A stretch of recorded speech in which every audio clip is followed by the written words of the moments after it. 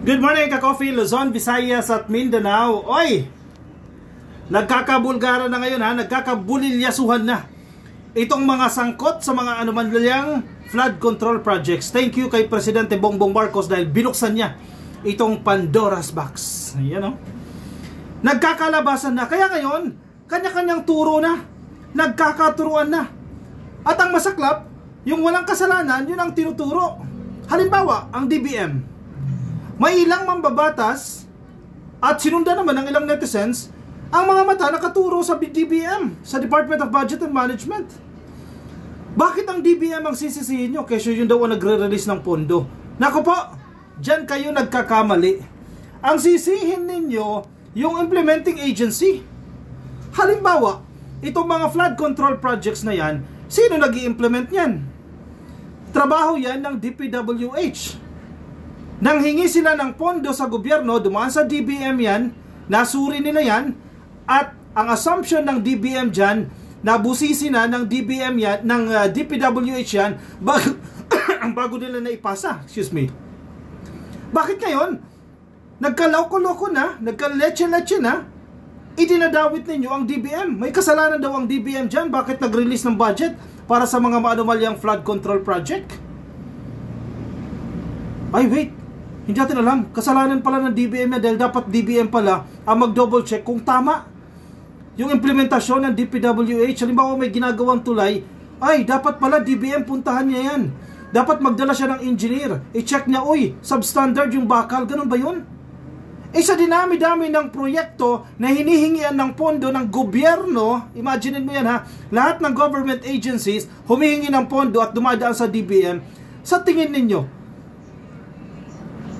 kayang gawin yan? Actually, hindi nga usapin kung kayang gawin eh. Hindi mandato yan. Hindi yan trabaho ng DBM. Na kada kibot na mga flood control projects isusuriin ng DBM. Wala silang capacity niyan. Wala silang kakayahan. At sa unang-una pa, hindi nila mandato yan. Hindi nila trabaho yan. Trabaho ng DBM, ng DPWH yan. Pasensya na kayo na pagpapalit ko eh, no? Oh, maganda yung write-up dito ni Yusek Goddess Hope Libiran. Sige, share ko sa inyo.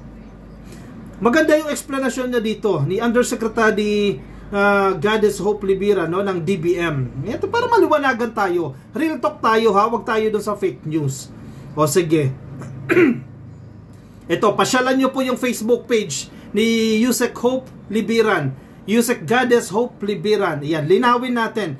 May mga punto siyang ni-raise dito para maintindihan natin, para hindi kayo kumakahol sa DBM. Para hindi ang hinangak-ngakan ninyo, hindi ang binabash ninyo ang DBM, kundi yung dapat talagang may kagagawan dyan. Kung sino yung nagkulang dyan. At malinaw na malinaw, nagkulang ang DPWH dyan. Yung mga opisyal nila nagkulang dyan. Biruin mo, mag-i-issue ka ng Certificate of Completion.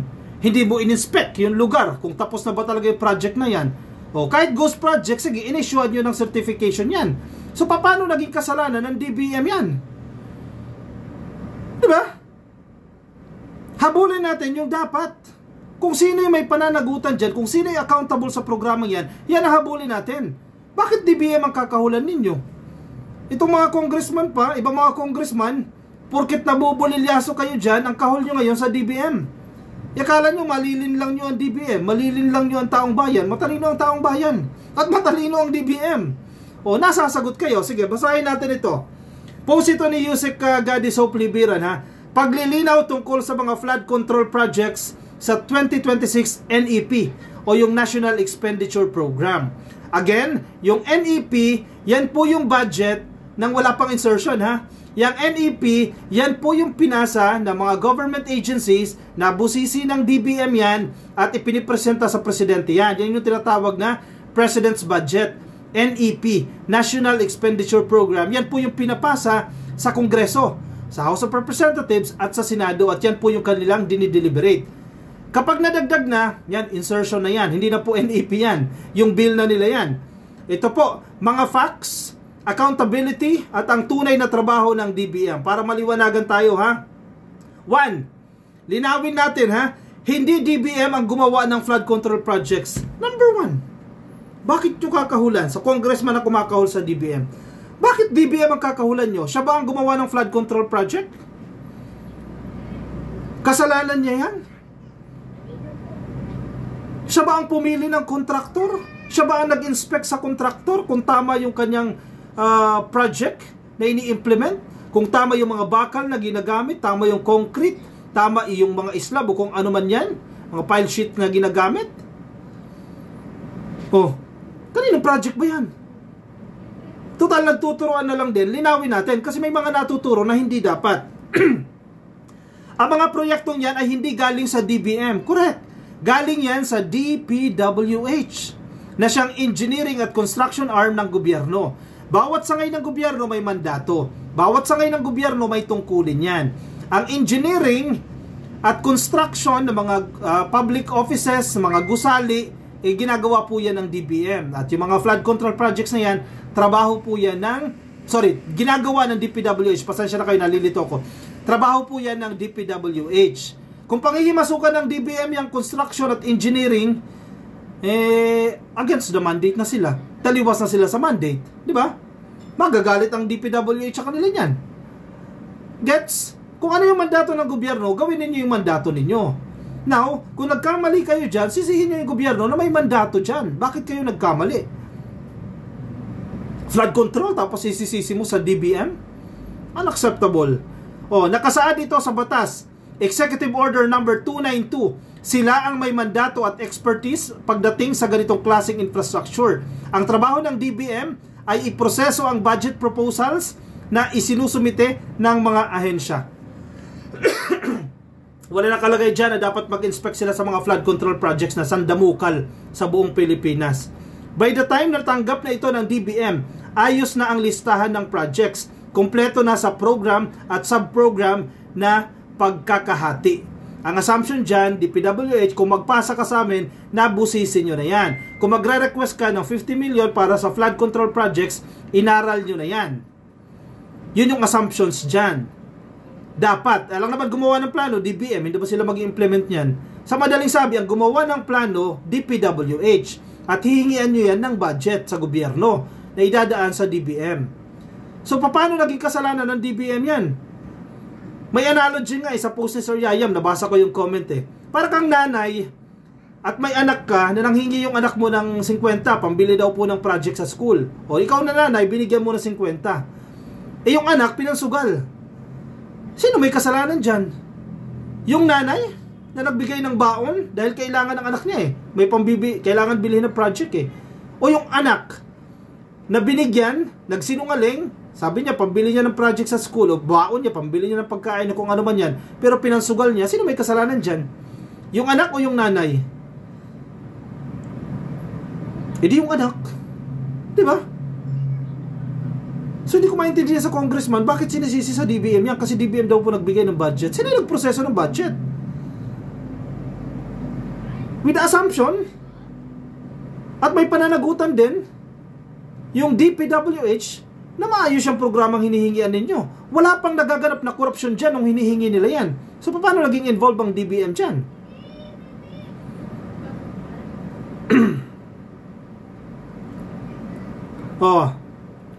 Number 2, malinaw ang batas. Dapat ang mga ahensya ang nagsusuri sa mga proyekto. Ang DBM po, nagsasagawa po yan ng National Budget Call. Yung mga nasa government agencies, familiar kayo dyan. National Budget Call. At ito po yung instruction. I-align ang national at regional priorities. I-check kung ready na ang projects. I-coordinate sa mga Regional Development Councils o RDCs. Siguraduhin na kumpleto ang dokumento at wala nang dapat ayusin. Sa totoo lang, may sariling ang rules ang DPWH. Yung Department Order number 7, Series of 2022, na nagsasabing kailangan ng RDC o ng Regional Development Councils endorsement o RDC endorsement, technical justification gaya ng FS, HDM4, RWO, ROW, etc. At project readiness bago maisama ang anumang proyekto. Very clear. Ang nagkulang DPWH, silang sisihin dyan. Hindi ang DBM. Number 3, walang engineers o architects ang DBM. Mahigit 15,000 mga proyekto ng DPWH. Imagine mo kung DBM ang mag-check dyan sa mga flood control projects na yan, Wait lang, hindi mag-iba na ng mandate ang DBM dyan. Palitan na nila kanilang mandate. Baguhin na yan sa batas. Napakaraming project ko. Ang 2016 NEP ay may 15,184 locally funded. Ilang engineers kailangan ng DBM dyan para ma-check yan. Ilang una, hindi mo nila trabaho yan. Sa DPWH yan. May 40 foreign assisted projects mula sa DPWH and 400 plus pages ang listahan. Wala pong civil engineer o architect ang DBM. Hindi po trabaho ng DBM ang mag-inspect ng bawat flood control project. Hindi ito parte ng mandato nila. At unang-una, sige, mag-inspect ka. Anong alam mo dun sa mga bakal na ginamit sa mga flood control projects para masabi mo na substandard yan? Do you have the expertise? Malinaw na malinaw, walang expertise ang DBM dyan. DPWH yan. Kung, bakit kahol ka ng kahol sa DBM? Ang kahulan mo dapat dyan, DPWH. Ngayon, si Secretary Vince Dizon na, mas matino, mas matalino, mas efficient. Ayan, mas magiging maganda na yung koordinasyon dyan ng DBM at ng DPWH. Si Secretary Vince Dizon, sa totoo lang, isa yan sa pinakamagaling na cabinet secretary o na miyembro ng gabinete ni PBBM. Kaya nilipat yan mula sa DOTR. Naayos siya yung DOTR eh. Ang laki ng improvement sa mass transportation natin. Now, mas mabigat na trabaho dito ka sa DPWH. Matindi ang korupsyon dyan. Ayusin mo yan. Napakahusay nito ni Secretary Vince Dizon at sana maayos na ito at lalo pa close sila ni Secretary Amenah Pangandaman. O yan, magkaroon na ng harmony o mas maayos na relasyon sa implementasyon ng mga programa sa pagbabudget. O yan, pwede sigurong matap ang DBM sa skills nila sa fiscal management. O sige, yan, magamit na ng DPWH yan para mas maiwasan pa itong mga klase ng mga insertions, mga flood control projects, mga anomalya, mga duplication. Nakalulungkot, may mga duplicate pa rin po ng mga proyekto. Yan, mas maayos na mapag-uusapan na. Ang pinupunto natin, kung sino yung accountable, siya yung papanagutin. Hindi yung magtuturo ka na magtuturo kung sino yung hindi dapat. Dahil galit ka doon sa agency, ituturo mo na sila ang accountable dyan. Kung DPWH siya nagkasala, sila papanagutin dyan. Yung mga district engineer, mga division heads dyan, mga USECs na involved dyan, sila papanagutin dyan. Sila may kasalanan dyan. Bahala sila sa buhay nila, paano nila ipagtatanggol ang sarili nila. Diba? Huwag lang kahol ng kahol dyan sa DBM. Ang sinasabi nga ni Secretary Amenah dyan, kung galit kayo, galit din ang DBM.